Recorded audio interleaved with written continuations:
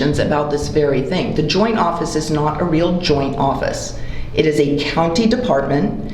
The head of the joint office is hired, overseen, fired by the county chair exclusively, and there's like some dotted line connection where the city gives a bunch of money to the county, but doesn't have authority over what the joint office does, and doesn't have authority over the director.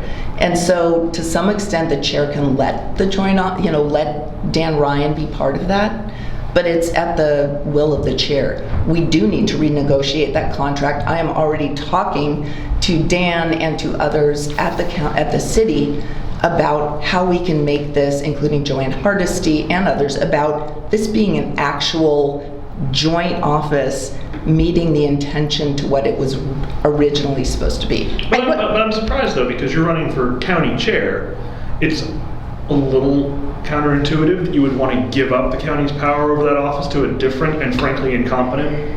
So the thing is, I think that what the part of these problems are these two different jurisdictions across the river just clinging on to whatever power they have to the detriment of our community. And we need people who actually can work together, who have ideas and solutions to say, how can we do this in a smarter way and not just say, pointing fingers for blame or clinging to our resources in a way that's unhealthy for our community. And I think that's exactly the problem. That's why we need a joint office that lives up to the intention of being truly collaborative, where we have honest dialogue and come to solutions, because we both have parts of this pie. So two quick things. One, I forgot how much I enjoy working with Commissioner Hardesty on transportation issues, and she has been like a true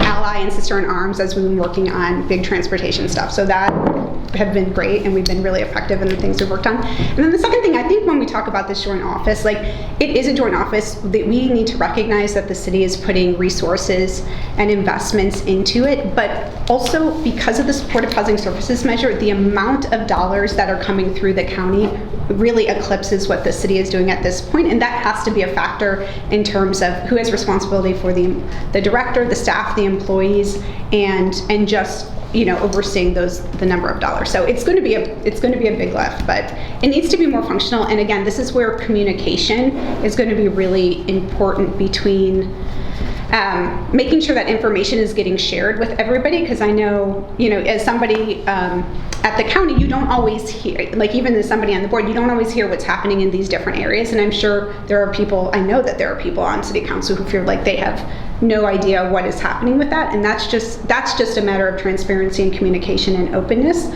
which I've had those relationships all over with housing and homelessness. So sorry, if we could move on. So Measure 110, we've now had it long enough to realize what the effects are.